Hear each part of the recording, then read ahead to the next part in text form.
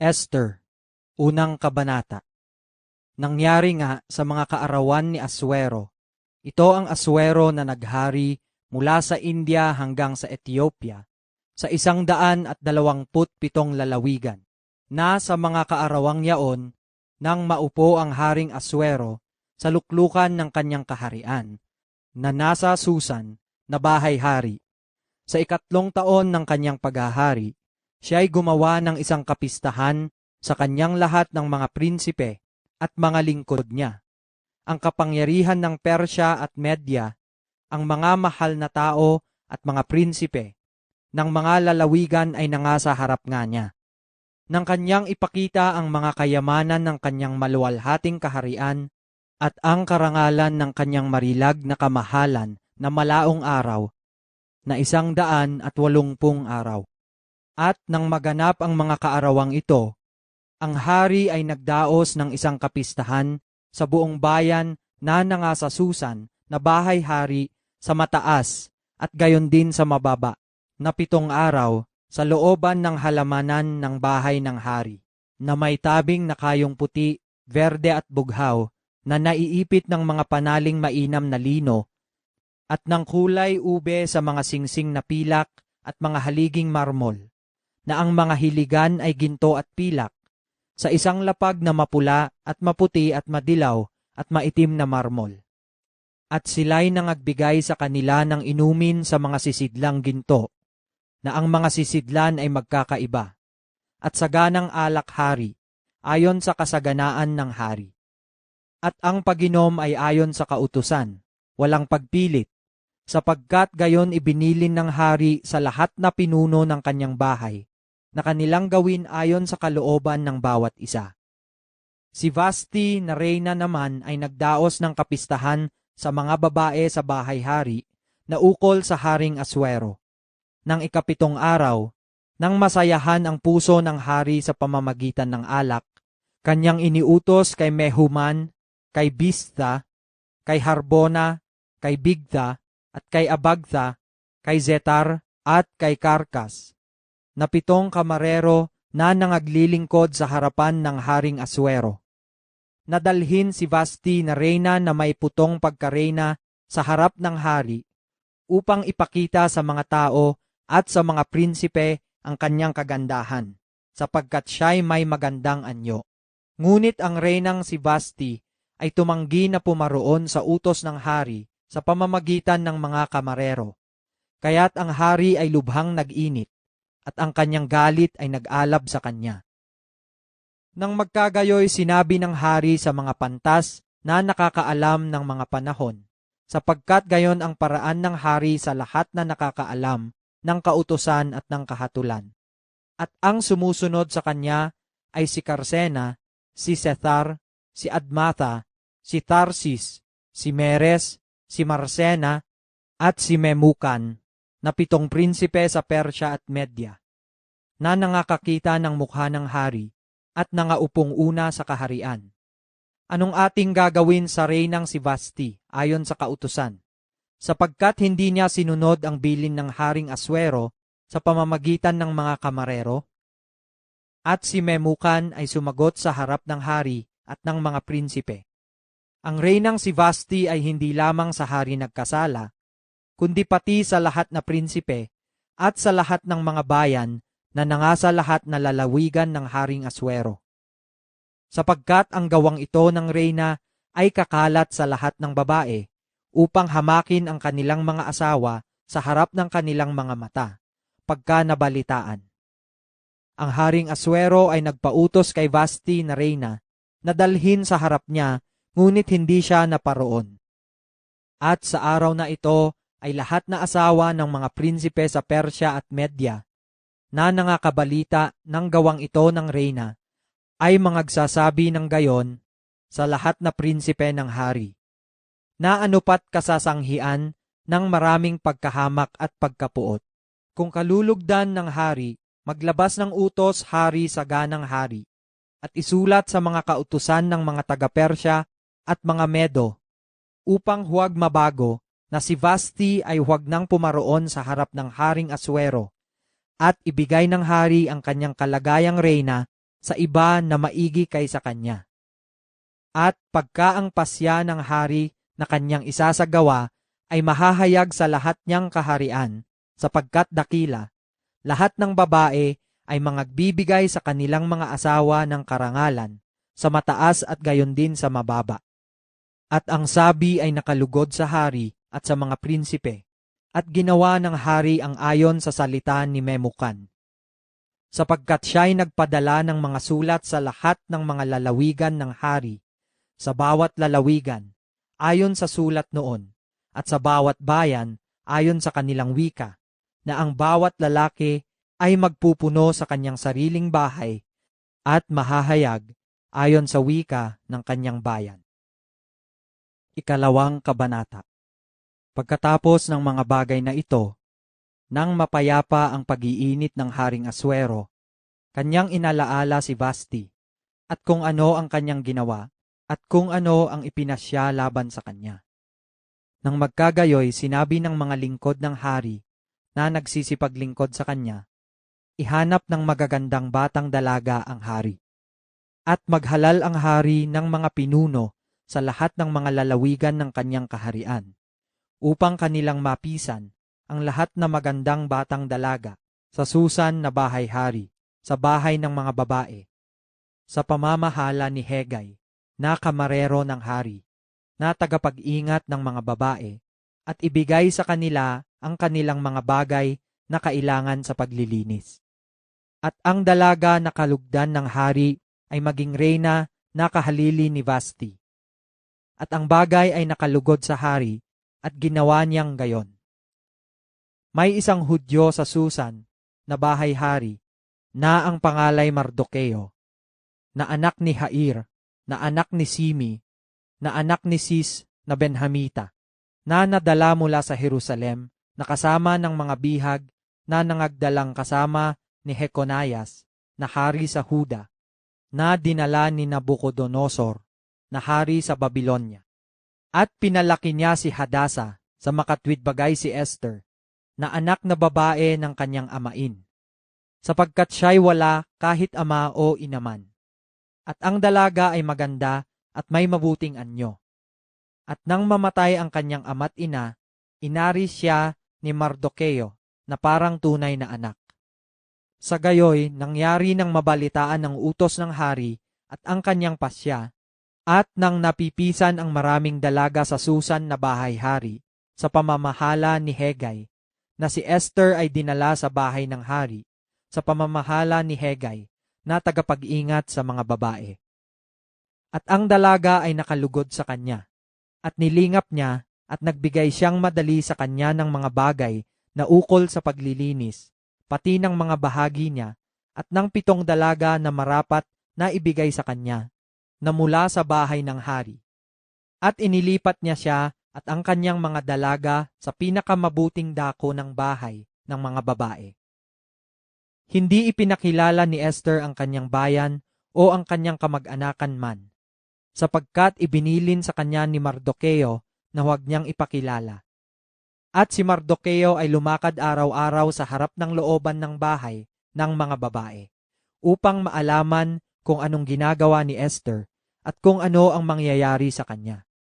Nang sumapit nga ang paghahali-halili ng bawat dalaga na pasukin ang Haring Aswero, pagkatapos na magawa sa kanya ang ayon sa kautusan sa mga babae na 12 buwan, sapagkat ganito nagaganap ang mga araw ng kanilang paglilinis.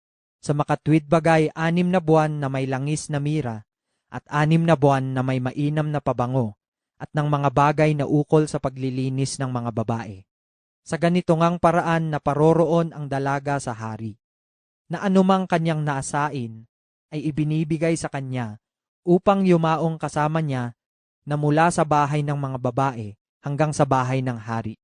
Sa kinahapunan ay naparoroon siya, at sa kinaumagahan ay bumabalik siya sa 2 bahay ng mga babae sa pamamahala ni Saasgaz, na kamarero ng hari, na nag-iingat sa mga babae.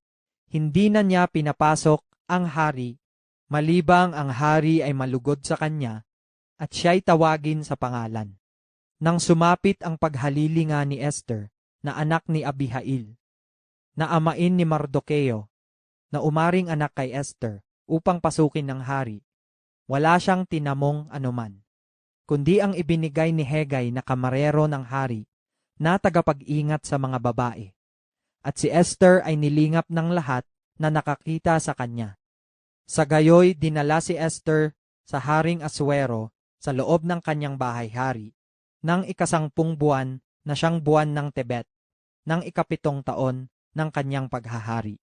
At sininta ng hari si Esther ng higit kaysa lahat na babae, at siya'y nilingap at minahal na higit kaysa lahat na dalaga, na anupat kanyang ipinutong ang putong na pagkareyna sa kanyang ulo, at ginawa siyang reyna na kahalili ni Vasti. Nang magkagayoy, gumawa ang hari ng malaking kapistahan sa kanyang lahat na prinsipe at kanyang mga lingkod, sa makatwidbagay kapistahan ni Esther, at siya'y gumawa ng pagpapatawad ng sala sa mga lalawigan, at nagbigay ng mga kaloob ayon sa kalooban ng hari. At nang mapisan na ikalawa ang mga dalaga, naupo nga si Mardukeo sa pintuang daan ng hari. Hindi pa ipinakikilala ni Esther ang kanyang kamag-anakan o ang kanyang bayan man, gaya ng ibinilin sa kanya ni Mardukeo, sapagkat ginawa ni Esther ang utos ni Mardukeo na gaya ng siya'y palakihing kasama niya. Sa mga araw na yaon, samantalang nauupo si Mardukeo sa pintuang daan ng hari, 2 sa kamarero ng hari, si Bigtan at si Teres, na nangag-iingat ng pintuan, ay nangapuot at nangag-aakalang buhatan ng kamay ang Haring Asuero. At ang bagay ay naalaman ni Mardukeo na siyang nagturo kay Esther na reyna, at sinaysay ni Esther sa hari sa pangalan ni Mardukeo. At nang siyasatin ang bagay at masumpungang gayon, sila'y kapwa binigti sa punong kahoy, at nasulat sa aklat ng mga alaala sa harap ng hari. 3 Kabanata.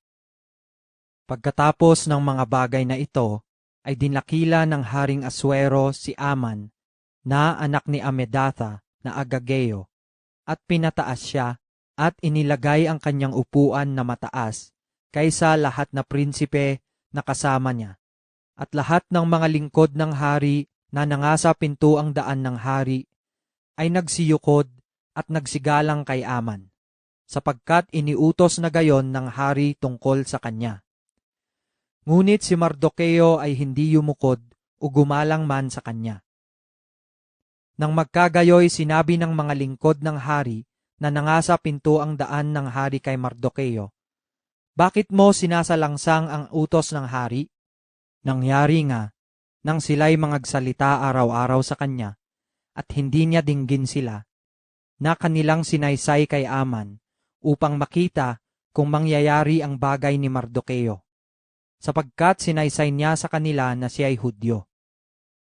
At nang makita ni Aman na si Mardukeo ay hindi yumuyukod o gumagalang man sa kanya, napuspos nga ng pagkapuot si Aman. Ngunit inakala niyang walang kabuluhan na pagbuhatan ng kamay si Mardukeo na mag-isa, sapagkat ipinakilala nila sa kanya ang bayan ni Mardukeo. Kaya't inisip ni Aman na lipulin ang lahat na Hudyo na nangasa buong kaharian ni Asuero, sa makatwidbagay ang bayan ni Mardukeo. Nang unang buwan na siyang buwan ng Nisan, ng 12 taon ng Haring Asuero, kanilang pinagsapalaran nga ang pur sa harap ni Aman sa araw-araw. At sa buwan-buwan hanggang sa 12 buwan na siyang buwan ng Adar. At sinabi ni Aman sa Haring Asuero, "May isang bayang nakakalat at nakasabog sa gitna ng mga bayan sa lahat ng mga lalawigan ng iyong kaharian, at ang kanilang kautusan ay kaiba sa bawat bayan, na hindi man lamang iniingatan nila ang mga kautusan ng hari, kaya't hindi mapakinabang sa hari na sila'y tiisin. Kung kalugdan ng hari, masulat na sila'y lipulin. At ako'y magbabayad ng 10,000 talentong pilak sa mga kamay niyaong mga may katungkulan sa mga gawain ng hari, upang dalhin sa mga ingatang yaman ng hari." Nang magkagayoy, hinubad ng hari ang kanyang singsing sa kanyang kamay, at ibinigay kay Aman na anak ni Amedatha na Agageo, na kaaway ng mga Hudyo. At sinabi ng hari kay Aman, ang pilak ay nabigay sa iyo at gayon din ang bayan upang gawin mo sa mga yaon kung ano ang inaakala mong mabuti. Nang magkagayoy, tinawag ang mga kalihim ng hari sa unang buwan ng 13 araw ni yaon. At nangasulat ayon sa lahat na iniutos ni Aman sa mga satrapa ng hari, at sa mga tagapamahala na nasa bawat lalawigan, at sa mga prinsipe ng bawat bayan, sa bawat lalawigan ayon sa sulat ni yaon, at sa bawat bayan ayon sa kanilang wika, sa pangalan ng Haring Aswero na sulat, at tinatakan ng singsing ng hari. At nagpadala ng mga sulat sa pamamagitan ng mga sugo sa lahat ng mga lalawigan ng hari, upang ipahamak, upang patayin, at upang lipulin ang lahat na Hudyo, ang bata at gayon din ang matanda, ang mga bata at ang mga babaeng sa isang araw, sa makatwid bagay sa 13 araw ng 12 buwan na siyang buwan ng Adar, at upang kumuha ng samsam sa kanila na pinakahuli. Isang salin ng sulat ay ibigay sa bawat lalawigan upang ang pasya ay mahayag sa lahat na bayan na sila'y magsihanda sa araw na yaon. Ang mga sugo ay nagsilabas na madalian sa utos ng hari, at ang pasya ay natanyag sa Susan na bahay-hari. At ang hari at si Aman ay naupo upang uminom, ngunit ang bayan ng Susan ay natitigilan. Ika-4 na kabanata. Nang maalaman nga ni Mardukeo ang lahat na nagawa, hinapak ni Mardukeo ang kanyang suot, at nanamit ng kayong magaspang na may mga abo, at lumabas sa gitna ng bayan, at humiyaw ng malakas at kalagim-lagim na hiyaw.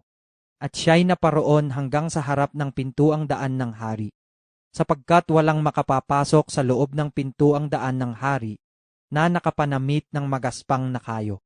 At sa bawat lalawigan na kinararatingan ng utos ng hari at ng kanyang pasya, ay nagkaroon ng malakas na panangisan sa gitna ng mga Hudyo, at ng pag-aayuno, at ng iyakan, at ng taghuyan, at marami ay nagsipanamit ng kayong magaspang at mga abo.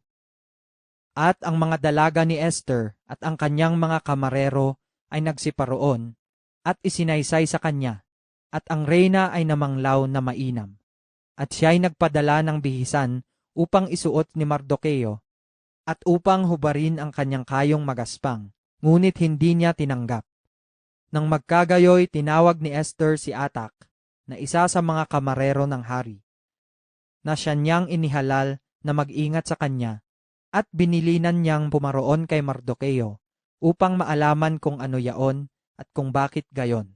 Sa gayoy, nilabas nga ni Atak si Mardukeo sa luwal na dako ng bayan na nasa harap ng pintuang daan ng hari, at isinaysay sa kanya ni Mardukeo ang lahat na nangyari sa kanya, at ang lubos na kabilangan ng salapi na ipinangako ni Aman na ibayad sa mga ingatang yaman ng hari hinggil sa mga Hudyo upang lipulin sila.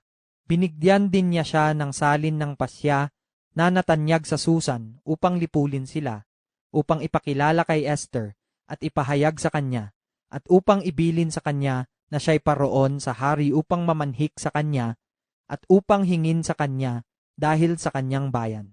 At si Atak ay naparoon, at isinaysay kay Esther ang mga salita ni Mardukeo. Nang magkagayoy, nagsalita si Esther kay Atak, at nagpasabi kay Mardukeo na sinasabi, lahat ng lingkod ng hari at ang bayan ng mga lalawigan ng hari ay nangakakaalam na sino man maging lalaki o babae na paroroon sa hari sa pinakaloob na looban, na hindi tinatawag, may isang kautusan sa kanya na siya'y patayin, liban niyaong paglawitan ng hari ng gintong setro, upang siya'y mabuhay. Ngunit hindi ako tinawag na paroon sa hari ng 30 araw na ito. At isinaysay nila kay Mardukeo ang mga salita ni Esther. Nang magkagayoy, pinapagbalik ng sagot sila ni Mardukeo kay Esther. Huwag mong isipin sa iyong sarili na ikaw ay makatatanan sa bahay ng hari nang higit kaysa lahat ng mga Hudyo. Sapagkat kung ikaw ay lubos na tumahimik sa panahong ito, ay magtataglay nga ng katiwasayan at kaligtasan ang mga Hudyo sa ibang dako. Ngunit ikaw at ang sangbahayan ng iyong magulang ay mapapahamak. At sinong nakakaalam na kung kaya ka pinasapit sa kaharian ay dahil sa bagay na ito? Nang magkagayoy, nagpabalik ng sagot si Esther kay Mardukeo. Ikaw ay yumaon, pisanin mo ang lahat na Hudyo na nangakaharap sa Susan, at ipag-ayuno ninyo ako, at huwag kayong magsikain o magsiinom man na 3 araw, gabi o araw. Ako naman at ang aking mga dalaga ay mag-aayuno ng gayon ding paraan. At sa gayoy papasukin ko ang hari na hindi ayon sa kautusan, at kung ako'y mamatay ay mamatay. Sa gayoy yumaon si Mardukeo at ginawa ang ayon sa lahat na iniutos ni Esther sa kanya. 5 kabanata. Nangyari nga ng 3 araw na nagsuot si Esther ng kanyang bihisang pagkareyna at tumayo sa pinakaloob ng bahay ng hari, sa tapat ng bahay-hari, at ang hari ay naupo sa kanyang luklukang hari sa bahay-hari, sa tapat ng pasukan sa bahay.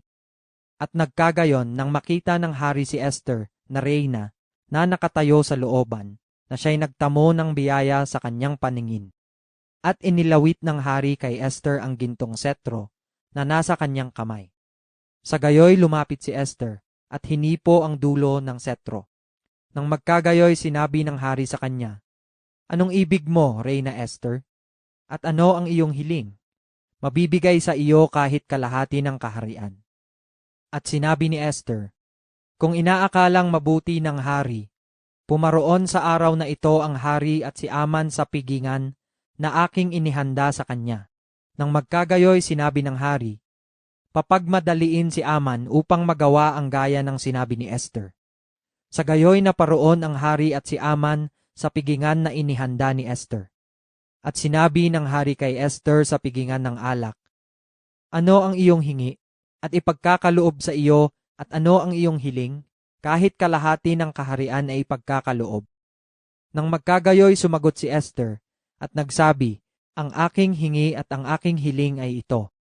Kung ako'y nakasumpong ng biyaya sa paningin ng hari, at kung kalugdan ng hari na ipagkaloob ang aking hingi, at gawin ang aking hiling, na pumaroon ang hari at si Aman sa pigingan na aking ihahanda sa kanila, at aking gagawin bukas na gaya ng sinabi ng hari." Nang magkagayoy lumabas si Aman sa araw na yaon, nagalak at may masayang puso. Ngunit nang makita ni Aman si Mardukeo sa pintuang daan ng hari na hindi siya tumayo o kumilos man sa kanya, siya'y napuno ng pagkapuot laban kay Mardukeo. Gayon may nagpigil si Aman sa kanyang sarili at umuwi sa bahay, at siya'y nagsugo at tinipon ang kanyang mga kaibigan at si Zeres na kanyang asawa.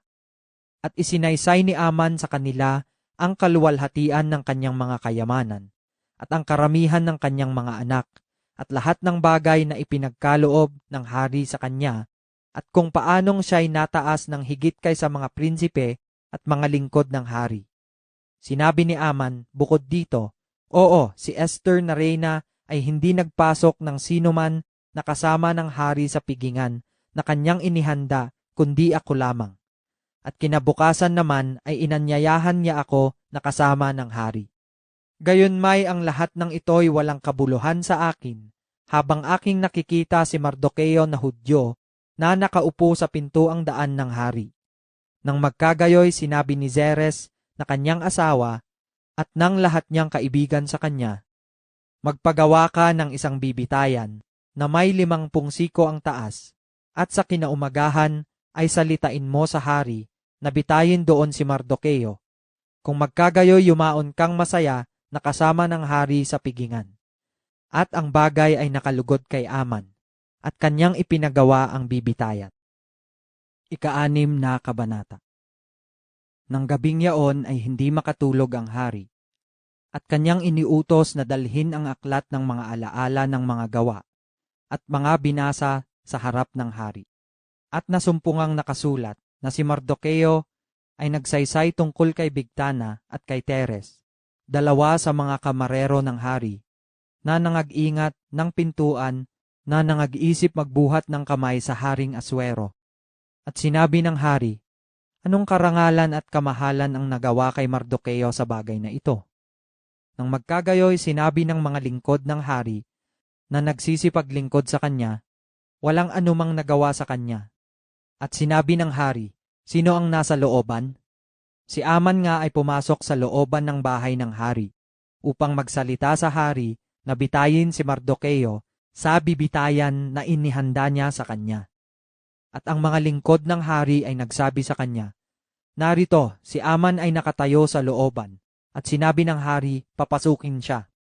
Sa gayoy pumasok si Aman, at ang hari ay nagsabi sa kanya, anong gagawin sa lalaki na kinalulugdang parangalin ng hari? Sinabi nga ni Aman sa kanyang sarili, sino ang kinalulugdang parangalin ng hari na higit kaysa akin? At sinabi ni Aman sa hari, sa lalaki na kinalulugdang parangalin ng hari, ay dalhan ng damit hari na isinusuot ng hari at ng kabayo na sinasakyan ng hari at putungan sa ulo ng putong na hari. At ang bihisan at ang kabayo ay mabigay sa kamay ng isa sa pinakamahal na prinsipe ng hari, upang bihisang gayon ang lalaki na kinalulugdang parangalin ng hari, at pasakayin siya sa kabayo sa lansangan ng bayan, at itanyag sa unahan niya, ganito ang gagawin sa lalaki na kinalulugdang parangalin ng hari. Nang magkagayoy sinabi ng hari kay Aman, ikaw ay magmadali, at kunin mo ang bihisan at ang kabayo, gaya ng iyong sinabi, at gawin mong gayon kay Mardukeo na Hudyo, na nauupo sa pintuang daan ng hari. Huwag magkulang ang anumang bagay sa lahat na iyong sinalita.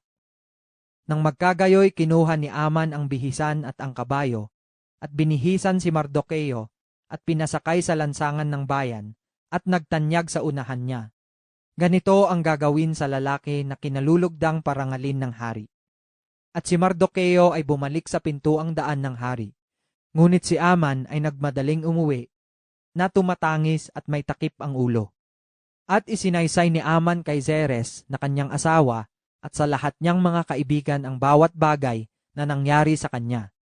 Nang magkagayoy sinabi ng kanyang mga pantas na lalaki at ni Zeres na kanyang asawa sa kanya, kung si Mardukeo na iyong pinasimulang kinahulugan sa harap ay sa binhi ng mga Hudyo, hindi ka mananaig laban sa kanya, kundi ikaw ay walang pagsalang mahuhulog sa harap niya. Samantalang sila'y nakikipagsalitaan pa sa kanya, dumating ang mga kamarero ng hari at nagmadaling dinala si Aman sa pigingan na inihanda ni Esther. Ikapitong kabanata. Sa gayoy naparoon ang hari at si Aman sa pigingan na kasama ni Esther na reyna. At sinabi uli ng hari kay Esther ng ikalawang araw sa pigingan ng alak, ano ang iyong hingi, Reyna Esther? At ibibigay sa iyo. At ano ang iyong hiling? Kahit kalahati ng kaharian ay ipagkakaloob. Nang magkagayoy sumagot at nagsabi si Esther na reyna, kung ako'y nakasumpong ng biyaya sa iyong paningin o hari, at kung kalugdan ng hari, ipagkaloob sa akin ng aking buhay, sa aking hingi at ang aking bayan sa aking hiling. Sapagkat kami ay naipagbili, ako at ang aking bayan upang ipahamak, upang patayin at upang lipulin. Ngunit kung kami ay naipagbili na mga pinakaaliping lalaki at babae, ako'y tumahimik bagaman hindi mababayaran ng kaaway ang bagabag sa hari. Nang magkagayoy nagsalita ang Haring Aswero at nagsabi kay Esther na reyna, sino siya at saan nandoon siya na nangangahas magbanta na gumawa ng gayon? At sinabi ni Esther, ang isang kaaway at kaalit, itong masamang si Aman. Nang magkagayoy natakot si Aman sa harap ng hari at ng reyna. At ang hari ay tumindig sa pigingan ng alak sa kanyang pagkapuot at pumasok sa halamanan ng bahay-hari. At si Aman ay tumayo upang ipamanhik ang kanyang buhay kay Esther na reyna, sapagkat nakita niya na may kasamaang ipinasya laban sa kanya ang hari. Nang magkagayoy bumalik ang hari na mula sa halamanan ng bahay-hari hanggang sa pigingan ng alak, at si Aman ay sumubsob sa hiligan na kinaroroonan ni Esther. Nang magkagayoy sinabi ng hari, kanya bang dadahasin ang reyna sa harap ko sa bahay? Pagkabigkas ng salita sa bibig ng hari, ay kanilang tinakpan ang mukha ni Aman. Nang magkagayoy sinabi ni Harbona, na isa sa kamarero na nasa harap ng hari, narito naman ang bibitayan na may 50 siko ang taas, na ginawa ni Aman ukol kay Mardukeo na siyang nagsalita sa ikabubuti ng hari ay nakatayo sa bahay ni Aman. At sinabi ng hari, bitayin siya roon. Sa gayoy binitay nila si Aman sa bibitayan na inihanda niya ukol kay Mardukeo. Nang magkagayoy napayapa ang kapuutan ng hari. 8 kabanata. Nang araw na yaon ay ibinigay ng Haring Aswero ang bahay ni Aman na kaaway ng mga Hudyo kay Esther na reyna. At si Mardukeo ay naparoon sa harap ng hari, sapagkat isinaysay ni Esther kung ano niya siya. At hinubad ng hari ang kanyang singsing na hinubad niya kay Aman, at ibinigay kay Mardukeo. At inilagay ni Esther si Mardukeo sa bahay ni Aman. At si Esther ay nagsalita pa uli sa harap ng hari, at nagpatira pa sa kanyang mga paa, at ipinamanhik sa kanya na may luha. Napawiin ang kasamaan ni Aman na Agageo, at ang kanyang banta na kanyang ibinanta sa mga Hudyo. Nang magkagayoy inilawit ng hari kay Esther ang gintong setro, sa gayoy tumindig si Esther, at tumayo sa harap ng hari. At sinabi niya, kung kinalulugdan ng hari at kung ako'y nakasumpong ng biyaya sa kanyang paningin, at ang bagay ay inaakalang matuwid sa harap ng hari, at ako'y nakalulugod sa kanyang mga mata. Masulat na tiwaliin ang mga sulat na ibinanta ni Aman na anak ni Amedata na Agageo, na kanyang sinulat upang lipulin ang mga Hudyo na nangasa lahat na lalawigan ng hari. Sapagkat paanong ako'y makapagtitiis na makita ang kasamaan na darating sa aking bayan? O paanong ako'y makapagtitiis na makita ang paglipol sa aking kamag-anakan?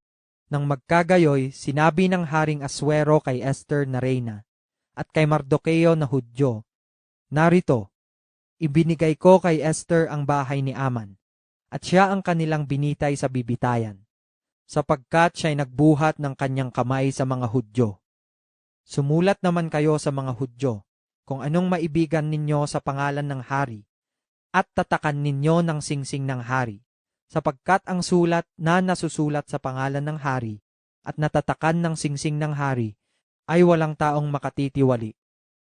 Nang magkagayoy tinawag ang mga kalihim ng hari ng panahong yaon sa 2 buwan na siyang buwan ng Sivan, ng 23 ni yaon, at nasulat ayon sa lahat na iniutos ni Mardukeo sa mga Hudyo at sa mga satrapa at sa mga tagapamahala at mga prinsipe ng mga lalawigan na nandoon mula sa India hanggang sa Ethiopia, na 127 lalawigan, sa bawat lalawigan ayon sa sulat ni yaon, at sa bawat bayan ayon sa wika nila, at sa mga Hudyo ayon sa sulat nila, at ayon sa wika nila. At kanyang sinulat sa pangalan ng Haring Aswero, at tinatakan ng singsing ng hari, at nagpadala ng mga sulat sa pamamagitan ng mga sugo na nagsisipangabayo na nangakasakay sa mga matulin na kabayo na ginagamit sa paglilingkod sa hari at sa mga batang dromedaryo, na pinagkakalooban ng hari ang mga Hudyo na nangasa bawat bayan na magpipisan at ipagsanggalang ang kanilang buhay upang magpahamak, pumatay at magpalipol sa buong kapangyarihan ng bayan at lalawigan na loloob sa kanila, sa kanilang mga bata at mga babae, at kumuha ng samsam sa kanila na pinakahuli.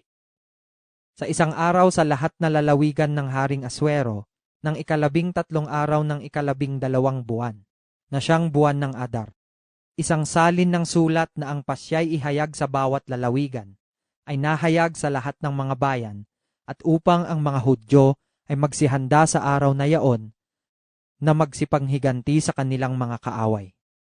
Sa gayoy ang mga sugo na nangasasakay sa mga matulin na kabayo na ginagamit sa paglilingkod sa hari ay nagsilabas, na nangagmamadali at nangagtutumulin sa utos ng hari, at ang pasya ay nahayag sa Susan na bahay-hari. At si Mardukeo ay lumabas mula sa harapan ng hari, na nakapanamit hari na bughaw, at puti at may dakilang putong na ginto, at may balabal na mainam na lino at kulay ube, at ang bayan ng Susan ay humiyaw at natuwa. Nagkaroon ang mga Hudyo ng kaliwanagan at ng kasayahan, at ng kagalakan at ng karangalan.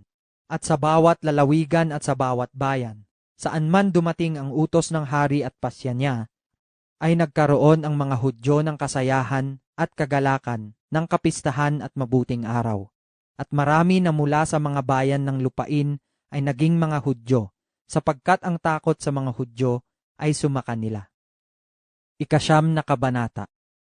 Sa 12 buwan nga, na siyang buwan ng Adar, ng 13 araw ng buwan ding yaon, nang ang utos ng hari at ang pasya niya ay malapit ng gagawin, ng araw na inaasahan ng mga kaaway ng mga Hudyo na magpuno sa kanila, yamang napabaligtad na ang mga Hudyo ay siyang naghari sa kanila na nangapupuot sa kanila. Ang mga Hudyo ay nagpipisan sa kanilang mga bayan sa lahat na lalawigan ng Haring Aswero upang magbuhat ng kamay sa mga nagbabanta ng kanilang kapahamakan. At walang makatayo sa kanila, sapagkat ang takot sa kanila ay nahulog sa lahat ng mga bayan, at lahat ng mga prinsipe sa mga lalawigan, at ang mga satrapa, at ang mga tagapamahala, at ang mga nagsisigawa ng gawain ng hari, ay nagsitulong sa mga Hudyo, sapagkat ang takot kay Mardokeo ay sumakanila.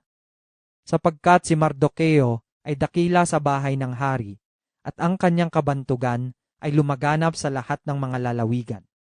Sapagkat ang lalaking si Mardokeo ay dumakila ng dumakila. At sinaktan ng mga Hudyo ang lahat ng kanilang mga kaaway sa taga ng tabak, at sa pagpatay at paggiba, at ginawa ang naibigan nila sa nangapupuot sa kanila. At sa Susan na bahay-hari ay nagsipatay ang mga Hudyo at nagsilipol ng 500 lalaki. At si Forsandatha, at si Dalphon, at si Asfatha, at si Foratha, at si Ahliya, at si Aridatha, at si Farmasta, at si Arisay, at si Ariday, at si Vaizatha, na 10 anak ni Aman, na anak ni Amedatha, na kaaway ng mga Hudyo, ay pinatay nila. Ngunit sa pagsamsam, hindi nila binuhat ang kanilang kamay.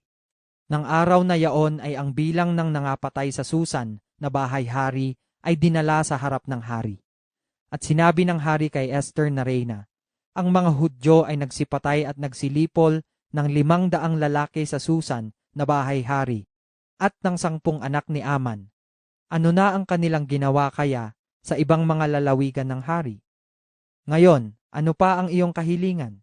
At ipagkakaloob sa iyo, ano pa ang iyong kahingian at gagawin? Nang magkagayoy sinabi ni Esther, kung kinalulugdan ng hari ipagkaloob sa mga Hudyo na nangasa Susan na gawin din bukas ang ayon sa pasya ng araw na ito, at ang 10 anak ni Aman ay mabitin sa bibitayan. At iniutos ng hari na gawing gayon, at ang pasya ay nabigay mula sa Susan, at kanilang ibinitin ang 10 anak ni Aman. At ang mga Hudyo na nangasa Susan ay nagpipisan ng 14 na araw din ng buwan ng Adar. At nagsipatay ng 300 lalaki sa Susan, ngunit sa pagsamsam ay hindi sila nangagbuhat ng kanilang kamay. At ang ibang mga Hudyo na nangasa mga lalawigan ng hari ay nagpipisan at ipinagsanggalang ang kanilang buhay at nangagkaroon ng kapahingahan sa kanilang mga kaaway at nagsipatay sa mga nangapupuot sa kanila ng 75,000. Ngunit sa pagsamsam ay hindi nila binuhat ang kanilang kamay. Ito'y nagawa ng 13 araw ng buwan ng Adar. At ng 14 na araw ng buwang Dingyaon ay nangagpahinga sila at ginawang araw ng pistahan at kasayahan. Ngunit ang mga Hudyo na nangasa Susan ay nagpipisan ng 13 araw niyaon. At ng 14 niyaon at ng 15 araw ng buwan Dingyaon ay nangagpahinga sila at ginawang araw ng kapistahan at kasayahan. Kaya't ang mga Hudyo sa mga nayon na nagsisitahan sa mga bayan na hindi nangakukutaan, ginagawa ang 14 na araw ng buwan ng Adar na araw ng kasayahan at pistahan, at mabuting araw at ng padalahan ng mga bahagi ng isa't isa. At sinulat ni Mardokeo ang mga bagay na ito, at nagpadala ng mga sulat sa lahat ng Hudyo na nangasa lahat na lalawigan ng Haring Aswero sa malapit at gayon din sa malayo, upang ipagbilin sa kanila na kanilang ipangilin ang 14 na araw ng buwan ng Adar at ang 15 niyaon taon-taon. na mga pinakaaraw na ipinagkaroon ng kapahingahan ng mga Hudyo sa kanilang mga kaaway, at buwan ng ikinapaging kasayahan ng kapanglawan, at ikinapaging mabuting araw ng pagtangis, upang kanilang gawing mga araw ng pistahan at kasayahan, at ng pagpapadalahan ng mga bahagi ng isa't isa, at ng mga kaloob sa mga dukha. At pinagkasunduan ng mga Hudyo na gawin ang gaya ng kanilang pinasimulan, at ang isinulat ni Mardukeo sa kanila, sapagkat si Aman na anak ni Amedatha na Agageo, na kaaway ng lahat na Hudyo, ay nagbanta laban sa mga Hudyo upang lipulin sila, at pinagsapalaran nga ang Pur upang patayin at upang lipulin sila. Ngunit nang dumating sa harap ng hari ang bagay, ay kanyang iniutos sa pamamagitan ng mga sulat na ang kanyang masamang banta na kanyang ibinanta laban sa mga Hudyo ay mauwi sa kanyang sariling ulo, at siya at ang kanyang mga anak ay mabitay sa bibitayan. Kaya't kanilang tinawag ang mga araw na ito na Purim, ayon sa pangalan ng Pur. Kaya't dahil sa lahat na salita ng sulat na ito, at nang kanilang nakita tungkol sa bagay na ito, at nang dumating sa kanila, ang mga Hudyo ay nangagpasya at nagsipangako sa kanilang sarili at sa kanilang binhi at sa lahat ng yaon na nagpipisan sa kanila, na anupat huwag magkulang, na kanilang ipangingilin ang 2 araw na ito ayon sa sulat ni Yaon at ayon sa takdang panahon ni Yaon taon-taon. At ang mga araw na ito ay aalalahanin at ipangingilin sa buong panahon na bawat angkan ng bawat lalawigan at ng bawat bayan. At ang mga araw na ito ng Purim ay hindi lilipas sa mga Hudyo, o ang alaalaman sa mga yaon ay lilipas sa kanilang binhi. Nang magkagayoy, si Esther na reyna na anak ni Abihail at si Mardukeo na Hudyo sumulat ng buong kapamahalaan upang pagtibayin ang 2 sulat na ito ng Purim. At siya'y nagpadala ng mga sulat sa lahat ng mga Hudyo sa 127 lalawigan ng kaharian ni Aswero na may mga salita ng kapayapaan at katotohanan, upang pagtibayin ang mga araw na ito ng Purim sa kanilang mga takdang panahon, ayon sa ibinilin sa kanila ni Mardukeo na Hudyo at ni Esther na reyna, at ayon sa kanilang ipinasya sa kanilang sarili at sa kanilang binhi, sa bagay ng pag-aayuno at ng kanilang pagdaing. At pinagtibay ng utos ni Esther ang mga bagay na ito ng Purim, at nasulat sa aklat. 10 kabanata. At ang Haring Aswero ay nagatang ng buwis sa lupain at sa mga pulo ng dagat, at lahat ng mga gawa ng kanyang kapangyarihan at ng kanyang kakayahan, at ang lubos na kasaysayan ng kadakilaan ni Mardukeo na ipinagtaas sa kanya ng hari, hindi ba nangasusulat sa aklat ng mga alaala sa mga hari sa Media at Persia?